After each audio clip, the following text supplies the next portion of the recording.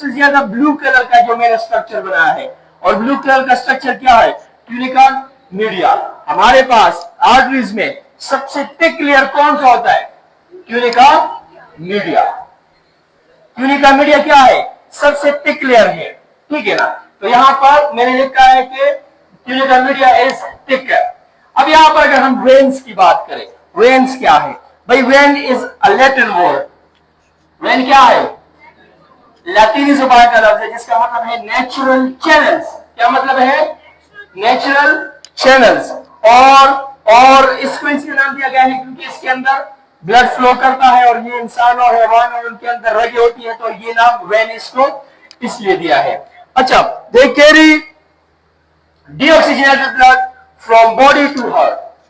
आपकी पूरी बॉडी में जब डीऑक्सीजनेटेड ब्लड आ जाए टिश्यू से, सेल से, ऑर्गन से, तो ये आपकी बॉडी के वेन्स होते हैं जो उसको आपके हार्ट तक लाते हैं। तो हमारे बॉडी के अंदर carry deoxygenated blood from body to heart except exceptions यहां पर भी है, और वो एक्सेप्शन क्या है? Except pulmonary vein. यहां पर आप लोग लिख सकते हैं कि एक्सेप्ट पल्मोनरी वेन। क्यों एक्सेप्ट पल्मोनरी वेन? क्योंकि पल्मोनरी वेन वो भी हार्ट की तरफ ब्लड लाता है, लेकिन वो ऑक्सीजनेटेड होता है। क्यों ऑक्सीजनेटेड होता है? क्योंकि वो लंग से आ रहा है। आपको पता है ये जो मैंने रेड कलर की बनाए हैं, ये रेड कलर की इसलिए बनाए क्योंकि ये आर्टरी है, लेकिन दरमियान में ब्लड ब्लू बनाया है। क्यों? क्योंकि डीऑक्सीजनेटेड है। लेकिन जब ये वापस आएगा, वापस लंग से आएगा, कहां पर आएगा? वापस लंग से आएगा लेफ्ट आर्टिकल में। तो मैंने उसकी रगे जो है ना ब्लू बनाई है, लेकिन दरमियान में रेड कलर का ब्लड बनाया है। समझ आ रही है ना? आपको पता है ये रेड और ब्लू कलर जो हम मेंशन करते हैं, ऐसा नहीं है कि हमारी बॉडी के अंदर डीऑक्सीजनेटेड ब्लड ब्लू होगा, नहीं।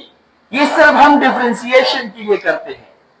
आपकी ब्लड अगर डीऑक्सीजनेटेड हो तो भी रेड है, आपकी ब्लड अगर ऑक्सीजनेटेड हो तो भी रेड है। सिर्फ उस रेडनेस में थोड़ा डिफरेंस है। अगर ऑक्सीजनेटेड है तो डार्क रेड होगा, अगर डीऑक्सीजनेटेड है तो नॉर्मल रेड होगा। लेकिन यहां पर हम डिफरेंशिएशन के लिए करते हैं। तो तमाम वेन्स बॉडी से डीऑक्सीजनेटेड ब्लड लाती है सिवाय पल्मोनरी वेन के। क्यों? क्योंकि वो ऑक्सीजनेटेड ब्लड लाता है। कहां से? लंग से लाता है, और वो आपके हार्ट तक ऑक्सीजनेटेड ब्लड लाता है। अभी मैकेनिज्म दोनों में पढ़ाता हूं। तो ये दो हो गए, आर्टरीज और वेन्स। फिर आते हैं कैपिलरीज। कैपिलरीज भी एक लैटिन वर्ड है जिसका मतलब है हेयर लाइक। हेयर लाइक ये बहुत स्मॉल स्ट्रक्चर के होते हैं। अगर हम कंपैरेटिव पढ़े ना, तो वेन और आर्टरीज में दोनों में तीनों में सबसे छोटी जो है ना वो कैपिलरीज है। और they are smallest blood vessels. Exchange of material takes place. Only one RBC at a time can pass through capillaries.